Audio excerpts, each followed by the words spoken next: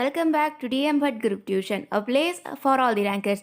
तो आज हम लोग unit number 1 writing about writing की सारी जो हमारी अधूरी एक्टिविटीज़ जो थी उनको कंप्लीट करने वाले हैं। हमने अपने लास्ट वीडियो में, अगर आपने देखा हो राइटिंग अबाउट राइटिंग का वीडियो, तो उसमें हमने जो स्टोरी थी स्ट्रॉन्ग डिज़ायर वॉइस एक्शन उसको कंप्लीट किया था। तो आज हम जो रिमेनिंग एक्टिविटीज़ हैं उनको कंप्लीट करेंगे। तो चलिए सबसे पहले शुरू करते हैं एक्टिविटी नंबर 3 से। और हाँ, अगर आप मेरी स्ट्रॉन्ग डिज़ायर वॉइस एक्शन वाली जो स्टोरी है उसको सुनना चाहते हैं तो लिंक मैंने डिस्क्रिप्शन बॉक्स में दी हुई है, अगर आप चाहें तो उसे देख सकते हैं। तो चलिए आज शुरू करते हैं एक्टिविटी नंबर 3 से। रीड द सेंटेंसेस, यानी कि हमें ये जो सेंटेंसेस हैं उनको रीड करना है। There are sentences in the story that have the same idea, यानी कि ये जो सेंटेंसेस है उनके जैसे ही मिलते जुलते सेंटेंसेस हमें उस स्टोरी में दिए गए हैं। Pick them out from the story, हमें उन्हें उस स्टोरी में से उठाना है और हमें इन सेंटेंस के नीचे उन सेंटेंसेस को लिखना है। चलिए सबसे पहले क्वेश्चन नंबर 1 की तरफ मूव ऑन करते हैं। Tom showed up on the side walk with a bucket of white wash and a long handled brush. ठीक है, तो ये जो सेंटेंस है उससे मिलता जुलता सेंटेंस आपको आपकी जो स्टोरी है उसमें ढूंढना है और बाद में उसको इसके नीचे लिखना है। तो उससे मिलता जुलता सेंटेंस ये हो जाएगा, Tom appeared in front of the house with paint and a brush. ठीक है, तो ये जो है वो हमारा सेंटेंस बन जाएगा। सेकेंड नंबर पे मूव ऑन करते हैं। Tom and Huck would have gone swimming if he weren't working. तो इसका आंसर हमारा बन जाएगा he and Huck. Okay, Tom की जगह क्या लिख दिया हमने, he. Okay, he and Huck had planned to race down to the river and go swimming. ठीक है, फिर थर्ड नंबर पे मूव ऑन करते हैं। When things seemed darkest, Tom thought of an idea to solve his problem. तो इससे मिलता जुलता सेंटेंस कौन सा है, ज़रा आप टेक्स्ट बुक खोलिए और देखिए कि इससे मिलता जुलता कोई सेंटेंस है या नहीं है। होगा ही। ठीक है, तो उससे मिलता जुलता सेंटेंस हमारा ये बन जाएगा, at this dark moment a wonderful idea came to him. चलिए बाद में फोर्थ नंबर के सेंटेंस पे मूव ऑन करते हैं। Tom resumed his whitewashing. तो यानी कि इसका आंसर हमारा बन जाएगा, Tom continued his painting. Okay, resumed का क्या हो गया यहाँ पे, रिज्यूम्ड का हो गया यहाँ पे कंटिन्यूड। ओके, रिज्यूम का कंटिन्यूड हो गया, तो यानी कि टॉम कंटिन्यूड हिज पेंटिंग हमारा आंसर बन जाएगा। अब आगे चलते हैं। Tom seemed to give up the brush with reluctance but he was actually quite happy. इसका आंसर हमारा बन जाएगा, Tom gave the brush to Ben slowly but with joy in his heart. Okay, तो ये कुछ मिलता जुलता सेंटेंस था हमारा। अब हम 6 नंबर पे मूव ऑन करेंगे।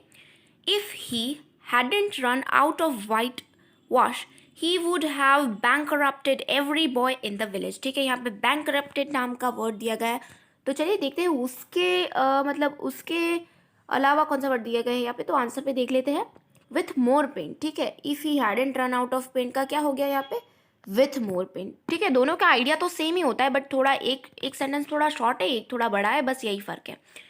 Tom would soon have owned everything belonging to other boys. यहाँ पे एक शब्द bankrupted जो है उसका थोड़ा सा elongated यहाँ पे दिया गया है वर्जन।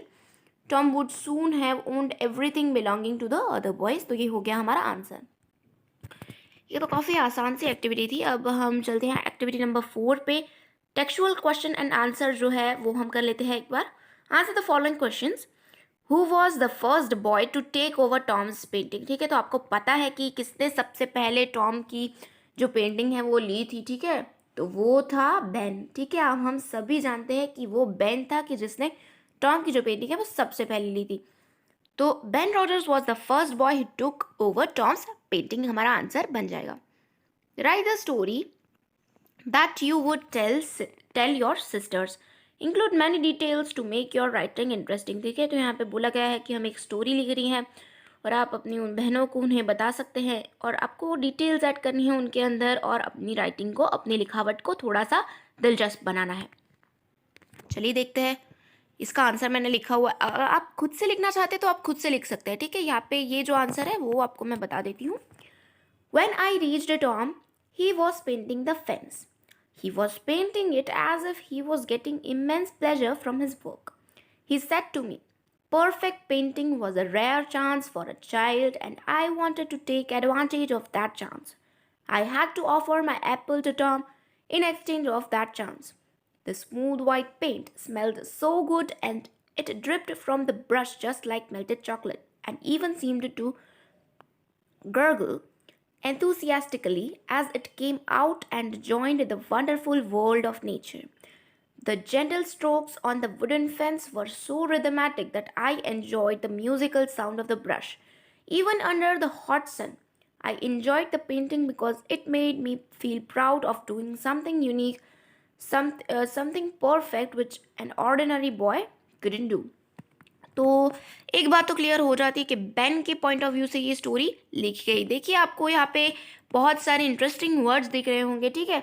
इमेंस जो है वो आपको दिख रहा होगा, फिर गर्गल दिख रहा होगा, ठीक है। तो ये सारे, फिर ड्रिप्ड दिख रहा होगा। तो ये सारी चीज़ें, जो ये सारे जो वोकेबलरी के वर्ड्स होते हैं, वो आपकी राइटिंग को हमेशा ही इंटरेस्टिंग बनाते हैं। यानी कि जितना ज़्यादा आप रीड करोगे उतना ही ज़्यादा आपकी राइटिंग अच्छी बनती जाएगी।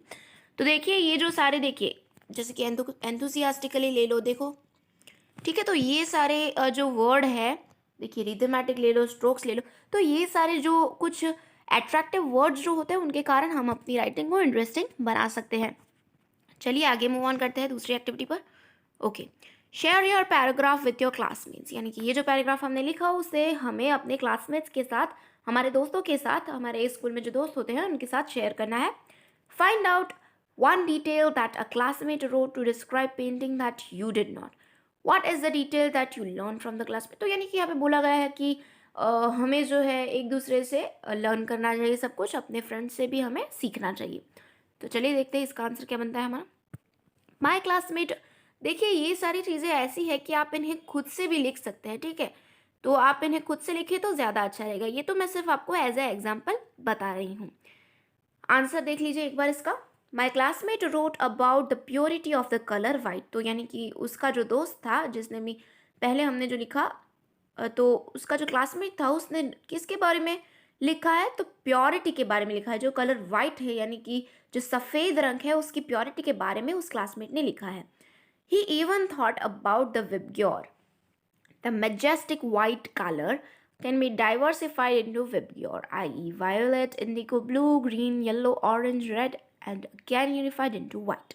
Thus, I learned the concept of unity in diversity from my classmate. ठीक है, तो यहाँ पे बोला गया है कि उसके क्लासमेट ने जो है विबग्योर का एक अपनाया था एक आइडिया। विबग्योर आपको पता है क्या होता है? विबग्योर जो रेनबो के जो कलर्स होते हैं ना, उनको विबग्योर बोलते हैं, ठीक है। तो देखिए कौन से कलर्स के बारे में उसने लिखा था कि वो एक ही कलर कितने सारे कलर्स को अलग करता है। देखिए वायोलेट है, इंडिगो है, ठीक है। विबग्योर का फुल फॉर्म दिया गया है यहाँ पे, violet, Indigo, blue, green, yellow, orange, red and again unified into white. और फिर वो ये अगेन मिल जाते हैं और वाइट बन जाते हैं, सफ़ेद बन जाते हैं। दस यूनिटी इन डाइवर्सिटी, ठीक है, एकता में भी डाइवर्सिटी। उसने ये वाला कॉन्सेप्ट कुछ अपने दोस्त से सीखा। चलिए आगे बढ़ते हैं एक्टिविटी नंबर 5 की तरफ। ओके, तो यहाँ पे सोर्स के बारे में पूछा गया है, ठीक है। What is a source? A source is writing that you are writing about. For example, when we write about a story, that particular story will be your source. Again, when we write about poem, that poem may be your source.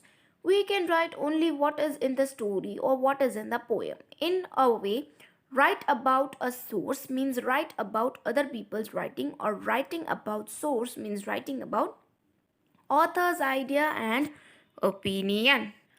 तो चलिए अभी ये जो है इसका एक example देख ले तो आपको ज़्यादा आइडिया आ जाए। If your teacher or an exam ask you to write about strong desire wise action by Mark Twain, Mark Twain's story would be your source. Your writing would be about Mark Twain's story. ठीक है, तो यहाँ पे क्या source का पूरा यहाँ पे दिया गया है कि सोर्स किस कहते हैं, उसकी थोड़ी सी जानकारी दी गई है। देखिए सोर्स को हिंदी में स्रोत बोलते हैं, ठीक है। सबसे पहले मैं आपको समझा देती हूँ कि सोर्स मतलब किसी चीज़ के बारे में लिखना कि जिसके बारे में आप लिख रहे हो, ठीक है।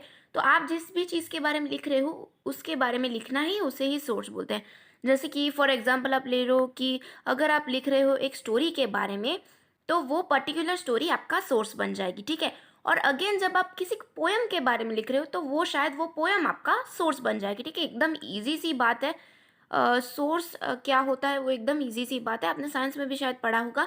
और फिर से अगर we write about the poem तो पोएम वही हमारा सोर्स बनेगी, ठीक है। और we can write only what is in the story, ठीक है। तो हम स्टोरी के बारे में ही लिख सकते हैं, हम उससे इधर उधर नहीं जा सकते, ठीक है। और what is in the poem, तो हम पोएम या जिस भी स्टोरी या जिस भी पोएम के बारे में लिख रहे हैं हमें टू द पॉइंट लिखना है, ठीक है। ऐसे जैसे तैसे नहीं जाना। इन अ वे, write about a source means write about other people's writing, और writing about source means writing about other authors ideas and opinions, यानी कि किसी ऑथर की कोई स्टोरी है उसके बारे में आप लिख रहे हो, या फिर किसी और इंसान के पॉइंट ऑफ व्यू से किसी और इंसान की स्टोरी अगर आप लिख रहे हो तो उसे भी हम सोर्स बोल सकते हैं। यहाँ पे एक एग्जाम्पल दिया था, एडिशनल एग्जाम्पल एक मैं आपको देना चाहूँगी, ठीक है। If in the exam you are asked to write about home coming by Rabindranath Tagore, then Tagore's story will be your source. अगर आपको एग्जाम में बोला गया है कि आपको होम कमिंग नाम की जो स्टोरी है जो रविंद्रनाथ टैगोर जी ने लिखी है उसके बारे में अगर आपको लिखना है तो वो जो टैगोर की रविंद्रनाथ टैगोर की जो स्टोरी है वही आपकी सोर्स बन जाएगी। You are supposed to write about the story by Rabindranath Tagore, यानी कि आपको कौन सी स्टोरी लिखनी है तो आपको रविंद्रनाथ टैगोर की जो लिखी गई स्टोरी है उसके बारे में आपको लिखना है, ठीक है। चलिए आगे चलते हैं। The following sentences are from the story after 20 years by O Henry, यानी कि हमने लास्ट सेमेस्टर में आफ्टर 20 ईयर्स नाम की एक स्टोरी को पढ़ा था, काफ़ी अच्छी स्टोरी थी, ठीक है। तो ओ हेनरी ने जो ये स्टोरी लिखी थी वो है for this example after 20 years is the source, ठीक है। तो यहाँ पे देखिए हमें एक टेबल टाइप्स दिया गया है, tick the sentence which is about the source, और यहाँ पे हमें 4 कॉलम्स दिए गए हैं, ठीक है। तो उसमें ये टेबल पूरा दिया गया है, उसको ही हमें समझना है कौन सा सेंटेंस सोर्स कहा जाएगा कौन सा नहीं कहा जाएगा, उसके बारे में ही डिस्टिंग्विश करके दिया गया है हमें। फर्स्ट नंबर देख लेते हैं, tick the sentence which is about the source, तो यानी कि मुझे तो नहीं लगता ये वाला सोर्स के बारे में है। One night when I was patrolling the street I saw a man waiting in the shadow, okay. तो ये किसके बारे में बता रहा है, ये हमें पुलिस मैन के बारे में बता रहा है, ठीक है। फिर ये वाला सोर्स है, ठीक है। सेकंड नंबर में देखिए राइट टिक की गई है, people should be loyal to their friends even if their loyalty might get them in trouble, यानी कि ये कुछ मोरल टाइप्स दिया गया है हमें उस स्टोरी का। तो इस सेंटेंस में किसी भी सोर्स के बारे में बात नहीं की गई है, इसलिए ये देखिए यहाँ पे ब्लैंक दिया गया है हमें।